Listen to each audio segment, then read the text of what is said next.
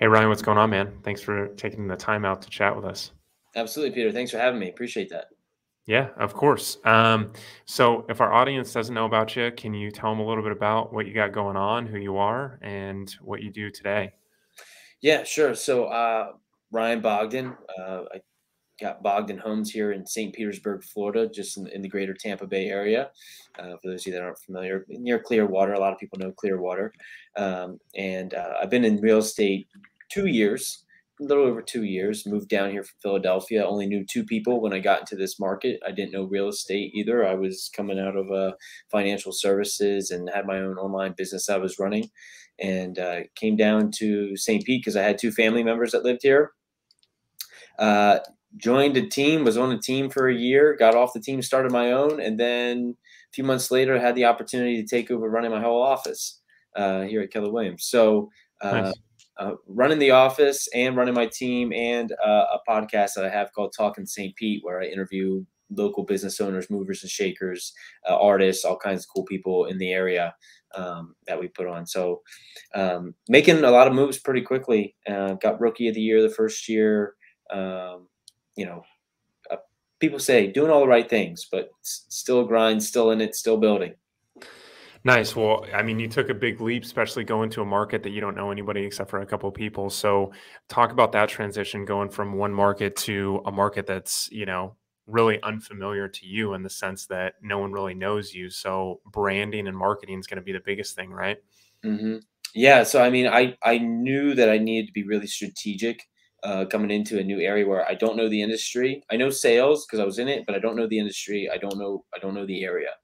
So I was very fortunate to join a really good team here locally that had a mentor who'd been in the business 30 years, lots of opportunities for open houses and training, and I just worked my face off. Open houses, Saturday and Sunday every weekend for the first year. And just building up the database of contacts. And really, I knew in the first year that I just needed to work to learn and not work to earn. And spend a lot of time that like driving the streets, learning the neighborhoods, uh, mapping out areas, knowing the bad areas. I mean, I remember in my first year, I was hosting an open house. There was a park nearby that apparently all the locals knew that that's not like a best area. And I remember someone coming through the open house being like, "Oh, so what's nearby?" And like just from me looking at the map, I'm like, "Oh, Child's Park is like right there." And they're like, "That's not a good area." And I'm like, You're like, really? "Yeah." I'm like, "This is my third week doing open houses. I don't, yeah, like."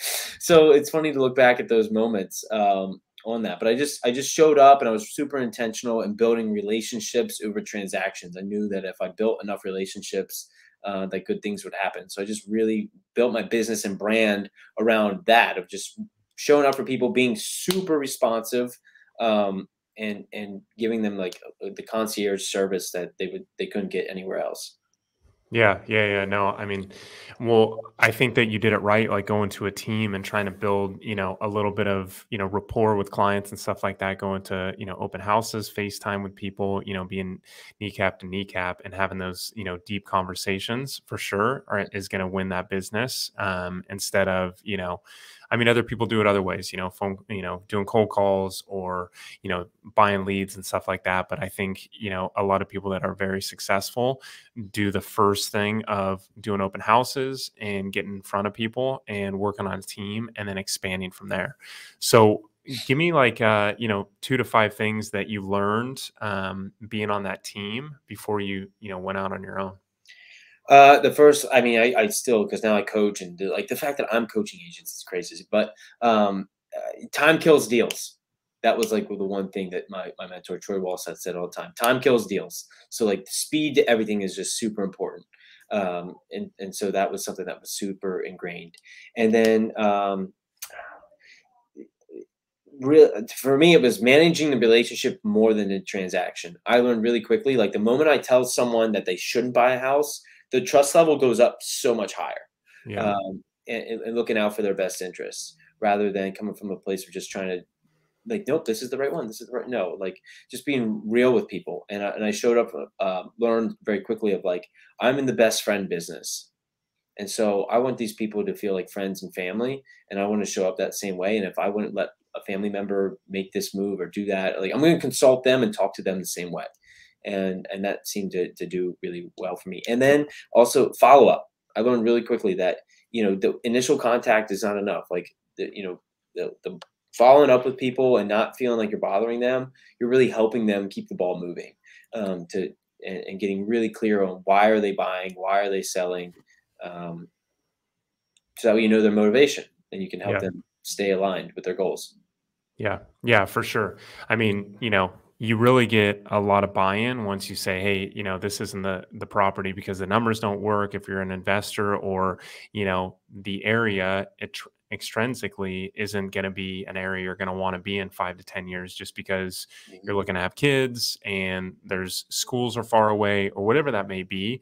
Then they have buy-in even more than they did initially, right? So, and then I guess, you being so early in your career, but still being able to take on agents and stuff like that.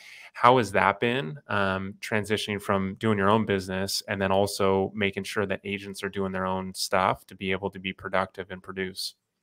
Yeah, it's a balancing act, and I was super fortunate to find a really good assistant, right when I left that team. Just I believe that if you put it out there, it shows up, and it just happened for me that way. And I wouldn't be able to do everything I can now without the leverage. Like everything I'm doing now is how can I do more with less of me? So whether that's through systems or people or technology, whatever it is, just building a lot of leverage so that way we can do more with less of my time because I'm like in the fast lane now because I run in the office. I'm sitting with our top agents every day and talking with them and coaching them and hearing what they're doing or their problems that they're having. And so then I'm able to take that back and implement it into my own team. We're big on that. And so I can hear that from being on a team, I can see what was done well and what wasn't. And the areas that we wanted to improve on. So my assistant director of ops, she runs the show big time. And, we brought on a buyer's agent recently and, they're in communication more than we are. I'm just there to keep everyone together, advise as needed. But those two are really running the show, which is awesome and cool. Yeah. We got things going on that I'm like, I don't even know what's happening. Um, I know just enough, right? Yeah. They have all the nitty gritty.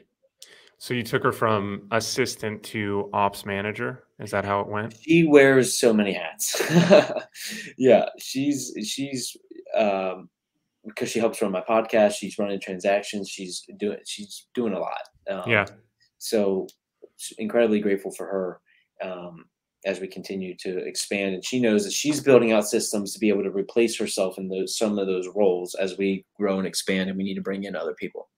For sure. Yeah, yeah, yeah. And um, so you found her as an assistant, and you said, what you put out there ultimately, is going to come back or what you get, right? So how did you put that out there? Did you talk to friends to get the assistant? How were you able to cultivate? It wasn't even that whole story. Like it's almost not believable. But we live in Florida. I'm sitting on the beach with some buddies. I knew someone else from another team walking by. It was her friend. She's like, "Oh, here's my friend. She's also licensed." I'm like, "Oh, hey, what's up?" She's like, "Yeah, like I've been in real estate, but I'm really just looking to do admin work." Yeah, And I'm like, "What? Like, when do you meet someone who's licensed and they look at you and they're like, I just want to do admin work?" And I'm like, "Listen, I'm still in this team right now, but like." I'm not going to be forever, and we need to make sure that we stay in touch. yeah, And she actually reached out. We followed up. I interviewed her 3 times because it was nerve wracking. I just left the team.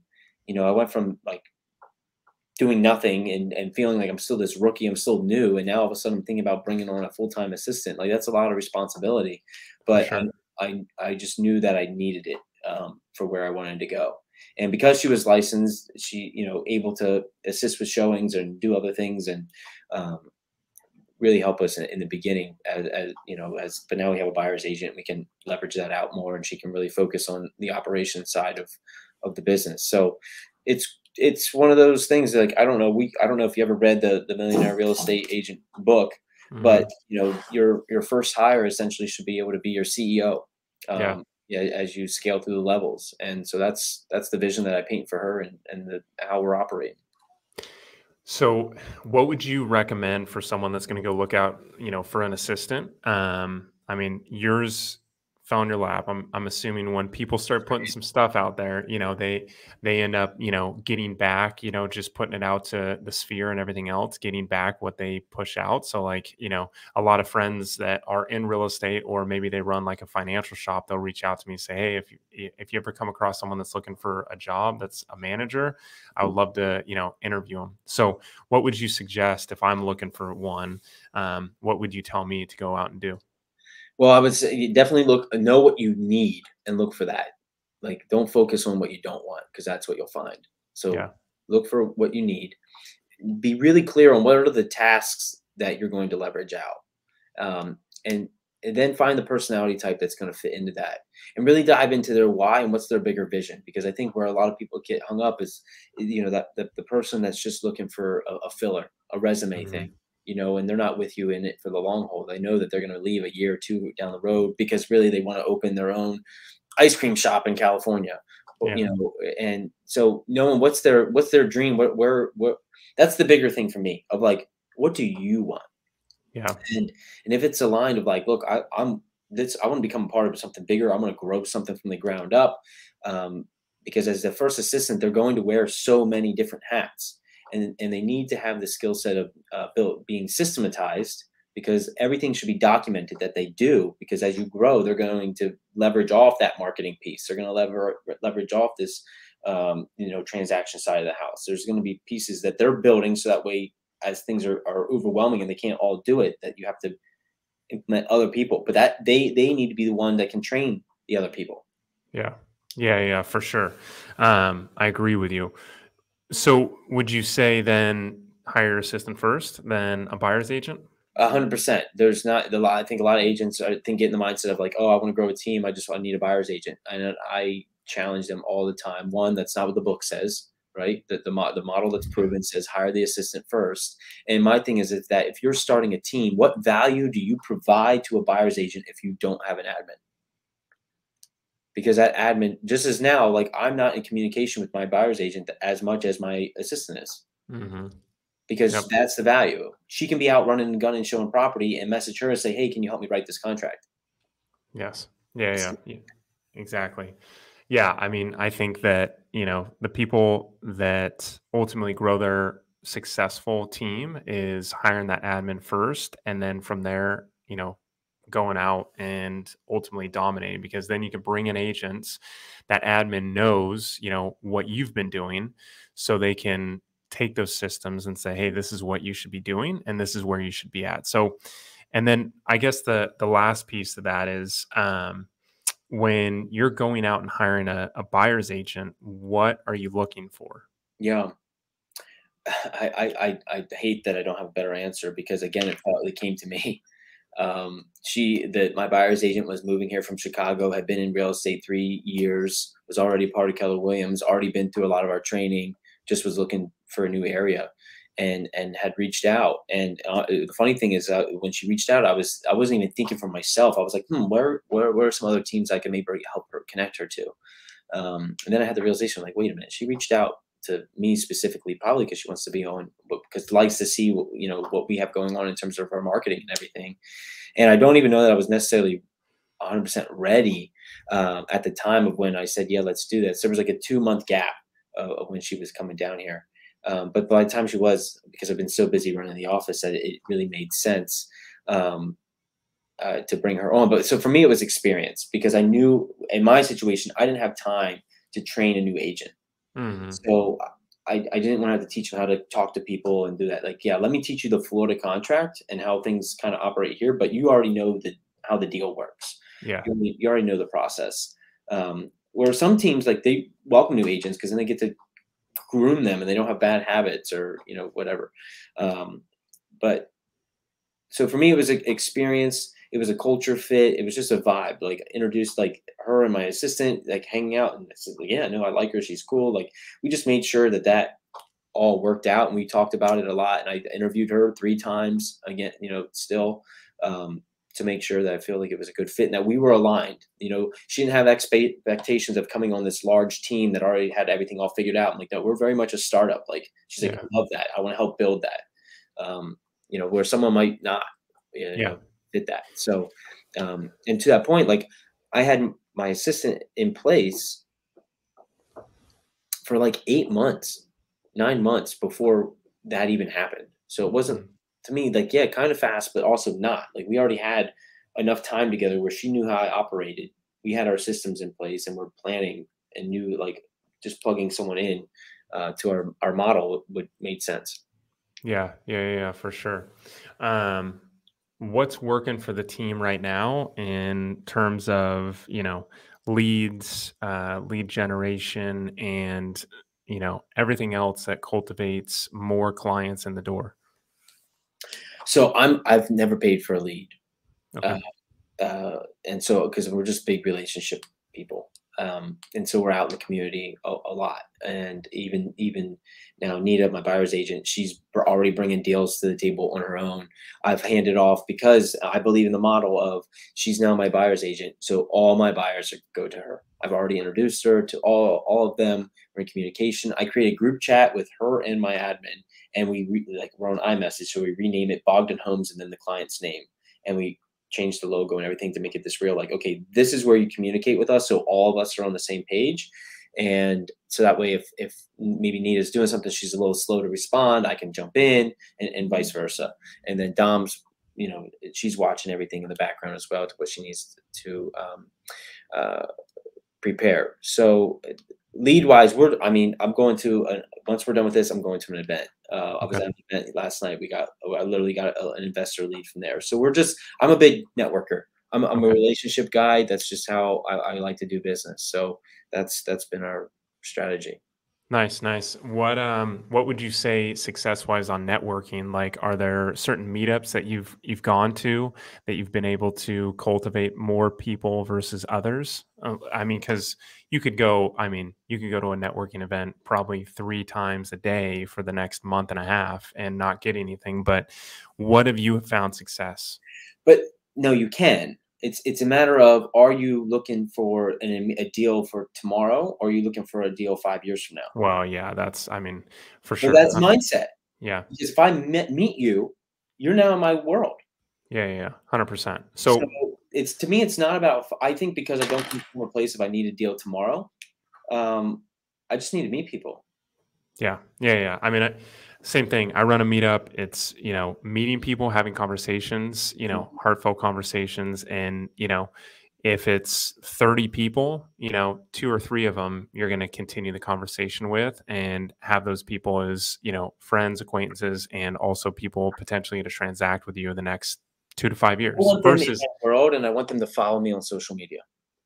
yeah, and those are the people that are going to stay with you, and ultimately the ones that instead of cold calling or instead of getting a lead or something like that, they're going to say, "Dude, I met Ryan, good dude, and ultimately, I feel like when I do buy, I thought I was going to buy this year, but I'm going to wait 2 years. I'm gonna buy with him."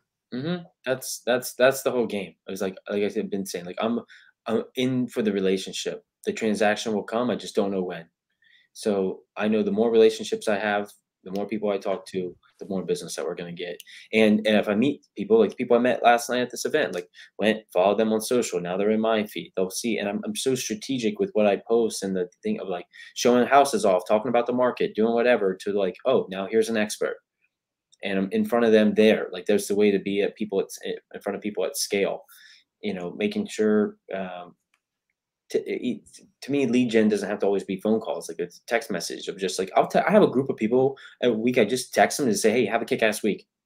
Like, Yeah, just in a way of, like, making sure you see my name. yeah, for sure. So for your team and how you guys are structured, are you guys taking in more investor lead? I mean, I know that both of them are going to pay you, but do you work with more investors or more traditional buyers and sellers? Yeah, I would say more traditional buyers and sellers. We have a few investors, people that I've sold property for, and they're looking for other stuff, or people that, but it's more traditional. It really, um, in this market environment that we're in, we've been strategic of looking for more investors, or deals and properties that investors may want. We were just had a hurricane come through here not too long ago. Some homes got flooded.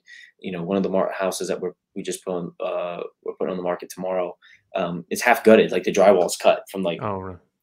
up. There's no kitchen stuff in there. But I mean, we got a feeding frenzy of investors that want it.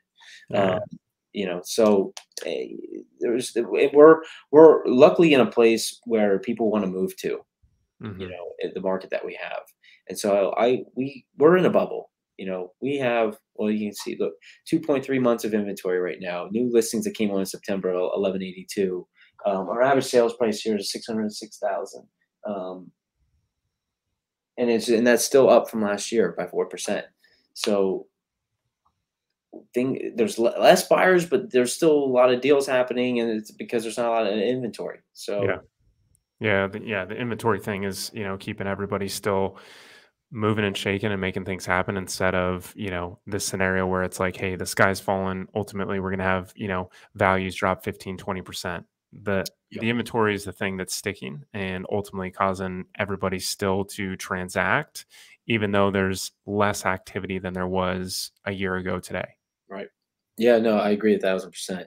And I've been the people that are sitting on the sidelines right now, I think are actually going to lose, because they're waiting for interest rates to come down, and that's just going to create everyone to jump back in the pool. It's going to push prices back up, at least for our market. I don't see pricing coming down. There's too much new development happening. There's too many people coming here, and so there's still lots of opportunity. We're still in the early stages of a lot of tremendous growth, um, in Yeah. our area. Yeah, for sure. Yeah, you guys definitely growth wise. I think that the people that are sitting on the sidelines are the ones that ultimately will lose. Same thing as even tail end of last year. Everybody was scared that this year was going to be terrible on price. It was going to drop and everything like that. Everybody didn't know what was going to happen with the Feds, so a lot of people just sat out, Mhm. and the people that bought, that now they're up. So that's what I've seen a lot. I've helped a lot of buyers. I bought a investment property tail end of last year. It was like end of August, and we got it for 20% less, and it was on market. So things like that. If you stay in the game, even if you are well funded, and you have some reserves and stuff like that, you'll be able to weather the storm. So it's just, the people that are really killing it and they've killed it for 30 years are the ones that ultimately stay in the game and, continue to buy through ups and downs. Well, because they know the market, they've seen it, they understand that you can find a deal in any market. You know, Yeah. it's not you can't time it perfectly. What are you guys seeing out there? What's the market looking like? So for us, we got 2,400 homes on the market. It's like 2,406. Last year was 3,677. We're, probably about 18 to 35 days on the market, depending on the price. If it's 500 to a million and a half, Mhm. above about a million and a half, then it starts, to scale to like maybe 60 days on the market, 70 days on the market. So there's still people transacting. If you are overpriced, just like any market, you're going to sit on the market. And if the conditions worse than, the next door, then that's going to sit on the market. But everything else, we're still transacting, making it happen. I mean, pre-COVID, I think we were sitting at 6,400 homes. That's in our county alone, and we're at 2,400. So that's what's making the engine still move and still happen. So, I think that as we go on, just the lack of inventory is going to still put people into a place where they can get above asking offers. Yeah, I think that's where I've been coaching people. Let's price the home 10 to 15% of what we think market value should be. If we're a seller right now, that's the strategy that's the best to go forward, because if it's a good house, I call it bring a toothbrush ready, Yeah.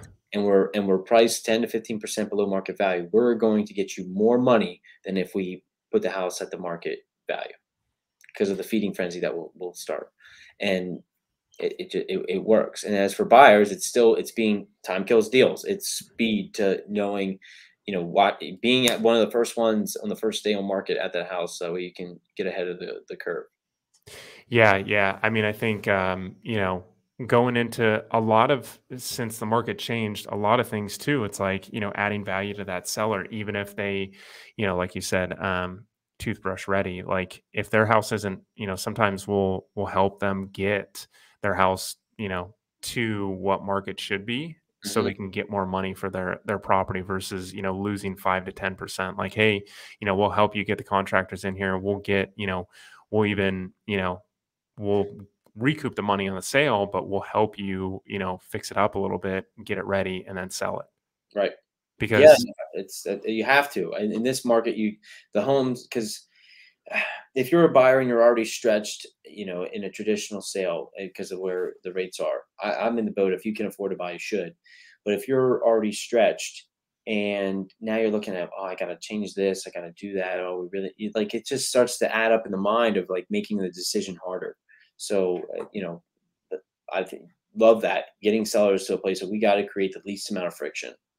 yes, yeah, yeah, because you'll get people walk in and, just the way the door, the front door is painted or it's looking shabby, like they'll walk away. And it's like, and this isn't the market for, buyers to walk away. It's, for the market for, people to keep cruising and, write you an offer so you can get that property into escrow, Yep. especially for the sellers, because the ones that are selling today are the ones that need to sell. They got to move up, they got to move out, they got to move down, they lost a loved one, they got to downsize, or they're having, twins or something like that. They're the must haves. And so, if your property isn't a must have, they're going to move on and go find one that is, even with the low inventory. Yeah, Or, no, for sure. Yeah, or they'll they're wait going to, till next week when the next batch comes on the market. yeah, yeah, exactly. Exactly. Are you guys doing a ton of open houses today to get leads in outside of networking? Yeah, yeah. I personally have stepped back on open houses. I've been golfing a little more actually, but my Nita's been doing open houses a bunch, and I'll still like if we have a good listing, good area, I'm still going to do it because I that's my jam. I like open houses. I mean, I have friends here that I've literally met from an open house. So I think it's a great way just to network and meet people and show off a cool property and have a real you put your finger on the pulse because that's you're hearing what people are coming through. What are they saying? Like it's just in one day you can take the pulse of the neighborhood, the overall market. Especially if you get good traffic. And I like to get to meet the neighbors and door knock and do all that. So I mean, knowing that that's how I built my business, I love open houses. Just fortunate enough now to be in a little more of a spot where I don't have to do it every weekend. Yeah, yeah, yeah, yeah. That's nice. When you're onboarding, so you're also running that Keller Williams shop too. Yep. So when you're onboarding agents, how does that look? Like what is your, way to get them up to, neutral? If you hire them, they've never had any experience, Yep. they're negative. Let's get them up to neutral so they can go out there and, start being able to add value to those buyers and sellers. How do you do that? So we're grateful. We have a really good new agent training program called Ignite, where we have an agent leadership council. It's agents that are at least the top 20% in production in the office, and they teach a different segment of that class. And so that's a big value add that we have here in bringing agents. Why people like to come to us because of our training and education. And I let them know, like, hey, be here in office because not only do you need to be networking out there, you need to network within the agents here because people want to pour back into you. Like everyone had to start somewhere, and everyone here recognizes that. And go to the training so that way you can practice and hear how other people are talking your real estate talk. So that way when someone asks you about the market, you have an intelligent response about it, or at least and know how to ask questions to figure out why they're asking you. So that's one thing. If I'm getting agents up, if they've already joined, I'm telling you, be in the office as much as possible and network with the agents around here and ask to shadow an open house. Ask for open houses. Um, Ask to shadow a listing appointment. Make sure you're going to the mortgage classes, you're going to the title classes, you're taking the open house trainings, you're just ingraining yourself into the culture, because then you're going to be so much more prepared to when you get your opportunity to go have a real estate conversation in the marketplace, so you don't get caught with your pants down. And a big thing for me, I make sure also that they're in a position to where it's realistic. That hey, because how many people get in the business and they say I want to make 100 grand my first year? Awesome. how much runway do you have to achieve that? Yeah. And what's your drive? Because a lot of new agents coming in, they might not have 100 days reserves, 90 days reserves. To me, that's like a good start, right? If you close a deal in your first 90 days, to me, you're winning. Yeah, Uh, for sure. Most uh, people, it's like 6 months, right. 6, 9 months. So I'm really clear on the expectations of you're not going to make a bunch of money quickly. Yeah. Yeah. You Yeah. can make a boatload of money, Yeah. but it's not going to happen overnight. No. And as long as you are okay with that and understand that if you are really intentional about your first year, then you can do it. So to me, the short answer it's training. We just are set up in a really good way to give them all the tools down to matter. Are you going to go? Because at the end of the day, I'm like herding cats because everyone's Yeah. a 1099. I can't force you to do anything. So, Yeah. but those that grab the tools and run with it, they win. Yeah, I mean, there's especially in the tough markets, the markets that we're in now versus, 2021, to get those people, motivated and actually say like, hey, I know you had sites at 100,000 this year, but it might be off by, 30, 40%. Let's focus on those fundamentals to get you to, that 60 to 75,000 and Mhm. still make sure that you're making, income coming in. So, holding people accountable, how have you been able to do that and be able to, Oh, successfully do that? that's my favorite thing. Well, our office, we have a productivity coach, so new agents get enrolled into that, and then I have a few agents that want their accountability, and we do weekly coaching.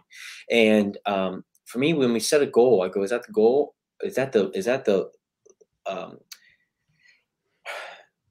is is that the goal or is that the stretch, right? Like, Hmm. which one are we going to do?" And then we just work backwards. We have a whole system of like, okay, if we need to do this, how many people do we need to talk to in, in a day, for a week, for a month, and work backwards. I mean, I have a weekly coaching with this lady on Wednesdays, and she came in and she said, "This is my favorite hour of the week, and so if I don't hit my numbers next week, I have to come in your office and tell you, and then you need to kick me out." And I was like, "Fair." And I go, "You don't get to cancel our meeting via text either. Like, you need to come into my face and tell me what your number is." Yeah. Yeah. Yeah. And she knows, like, if she didn't hit her number that we came up with, that she doesn't get to have the hour of coaching. And so it's just finding out what's going to make people move. Some people don't need that, right? They need to find a why. I spend a time when it comes to productivity and accountability. I'm like, well, why do any of this? Why do you need that 100 grand? Why is another closing going to make a difference for you this month? And what's attached to that, so that way we can really find the driving force behind it. um, and to your point, like, I like how you said, I like to know what people made in their prior industries before getting into real estate, because most likely that's what they're going to make in real estate in their first or second year. And because that's the when we get money into lifestyle, to go backwards is really hard, and we'll Yeah. do anything to keep our current measure. And I just brought two agents on who are brand new to the business, but they were making she was making 300,000, he was making 500,000 in his last industry, and they came into this, and I was like, that's impressive. Yeah. So I know you got the drive and you got the know-how, and I know that your expectations is that you want to get that to as quickly as possible, so they're going to crush it. Um, Yeah. Yeah. I mean, that's one of those where it's like, are they coming in with the same skill sets as an agent, or were they like in an operations position and then no, they they're get in sales. okay. So Yeah. then, yeah, that's going to be an easier transition where it's like, hey, dude, just focus on what you were doing there. Now it's just selling houses. Yep. Just different product, and they're not stuck behind a desk. So, but I think just being real with people. I think authenticity is lost in some areas, and we say things just to bring people in or paint this vision that's not real. I can't paint your vision for you. You have to do it. Yeah. Where you want to go is you'll get there. Like, it's such this game in real estate and sales business. It's so mental. If you think you can, you're right. If you think you can't, you're also right. Yeah. Yeah. Yeah. Yeah. No, 100%. What do you see, for you guys in the next, especially your branch and everything like that, in the next year and a half? Like, what are you looking towards to, bring agents on, what your team looks like and everything else? Well, for the office, we're just growing. We're in a skills-based market now, whereas before, you could sell a house and you could barely get the sign in the yard and it was already sold, right? It was just a servicing business. It wasn't skills. So we're really focusing on what can we provide to our top 20%. What are trainings that they need that they want to attend and come to, because then that will trickle down through the rest of the agents, and building a place of attraction. So as like running the brokerage, that's what I'm thinking, because I know other offices, different brokerages, they're struggling because they don't have the same systems that we do. And we're in a real opportunity to help people continue to make it through this shift. For myself and the team, it's just more systems right now. I think we have still a good lot of capacity. I don't think we're there yet. So, more networking, being more intentional to be in the community, getting more involved. I'm going to a new construction thing after we hang up here, getting more involved. There's so much development happening here. So how can we get more involved in that? And then elevating our office, also elevating our luxury brand. We do Hmm. more luxury than any other office, but the stigma on the street is that Keller Williams doesn't do luxury. And so it irritates me. Yeah. And so we're going to work to change that in the next year as well. Nice, dude. Yeah, I mean, um, to change the, branding of like, hey, Keller Williams in this area does do luxury. That's what we do. That's what we handle. That takes a little bit, but crossing that threshold, especially in this market, will just, you'll reap the benefits in a couple years when it's all of a sudden, and just like anything, especially putting, a lot of effort in these days versus, what 2021, like you said, you barely put the sign on the ground that the house is sold. Now it's like you're developing those skills that will last, a lifetime. Like that person that came in $500,000, once you harness the ability to sell a house, like, there's a couple different ways, you're going to have to implement some things, but once you get there, dude, when it's a 21 or it's a 2006 or anything like that, Yeah. you're going to, yeah, there's going to be, nothing holding you back. Right. Okay. So let's transition the last few questions. One thing, like I know you were talking about texting on a group text and stuff like that, but what app or online resource you guys are using right now that's making you more efficient, especially on your team? Well, we don't for texting. It's just iMessage. That's really that. And if they're, or group text, like on that, just a communication with people there. And then technology wise, I really think the only I'm thinking through, because Dom does everything. I think the only thing we use is our command, which is our CRM, Yeah. Keller Williams command system. We run everything through that, managing our transactions and keeping up with our people. So trying to think if there's anything else.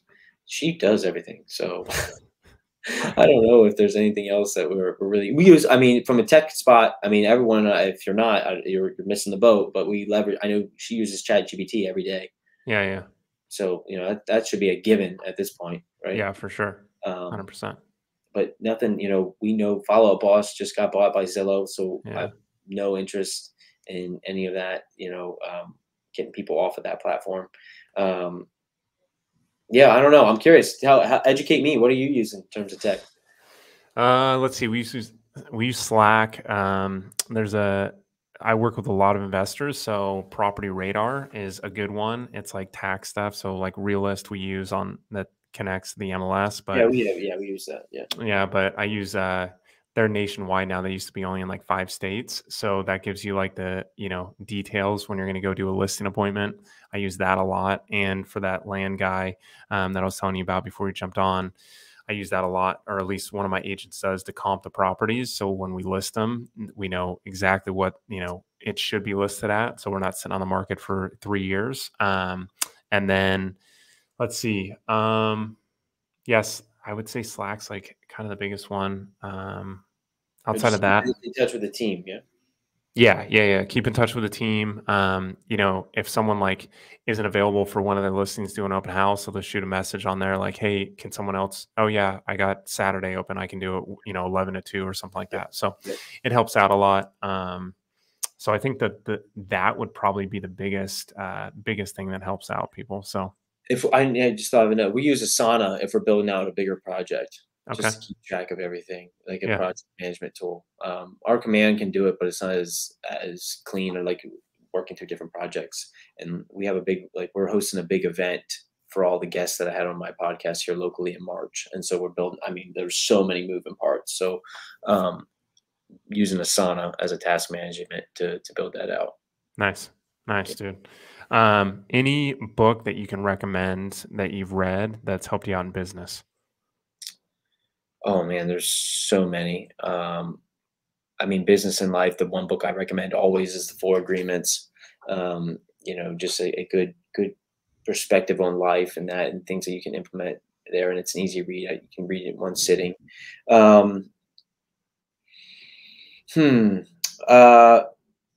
This might be a different one. I'm trying to think of books that people maybe haven't read. Just from a time, it's called 4,000 Weeks, Time Management for Mortals. Okay. And this just business and life just give you like the mind-blowing concepts of to think about time.